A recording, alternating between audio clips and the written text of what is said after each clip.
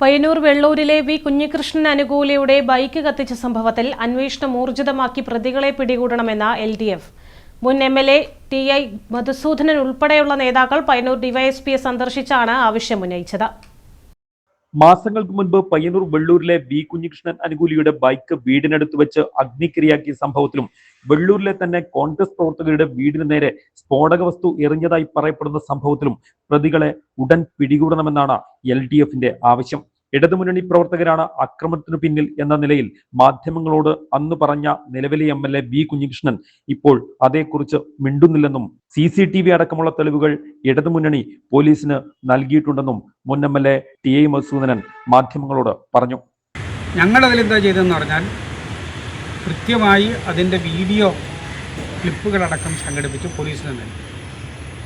April 20 കഴിഞ്ഞിട്ട് ഇപ്പോൾ എത്ര മാസമായി എന്നുള്ളത് നിങ്ങൾ ആലോചിച്ചു. ആരും ആയിക്കോട്ടെ, ആരാ സ്ഫോടക വസ്തു എറിഞ്ഞത് എന്നുള്ളത് കണ്ടുപിടിക്കും. വീട്ടിലേക്ക് എത്തിയില്ല, ഒരു ബോർഡിന് തട്ടിയിട്ട് അത് വീണ് പൊട്ടി എന്നൊക്കെയാണല്ലോ എറിയുന്നത് കാണുന്നുണ്ട്, അവർ പോകുന്നത് കാണുന്നുണ്ട്. അതിൻ്റെയൊക്കെ പിന്നെ വീഡിയോ ക്ലിപ്പൊക്കെ പോലീസിന് കിട്ടിയിട്ടുണ്ട്, CCTV ദൃശ്യങ്ങൾ കിട്ടിയിട്ടുണ്ട്. തീർച്ചയായിട്ടും ഇന്ന് ഏത് കേസും അന്വേഷിച്ച് കണ്ടെത്താൻ പറ്റുന്ന ശേഷിയുള്ളതാണ് കേരളത്തിലെ പോലീസ്. ആ പോലീസ് സംവിധാനം ഫലപ്രദമായി അത് അന്വേഷിച്ച് കണ്ടെത്തി എന്ന് പറയാൻ വേണ്ടി പറ്റും.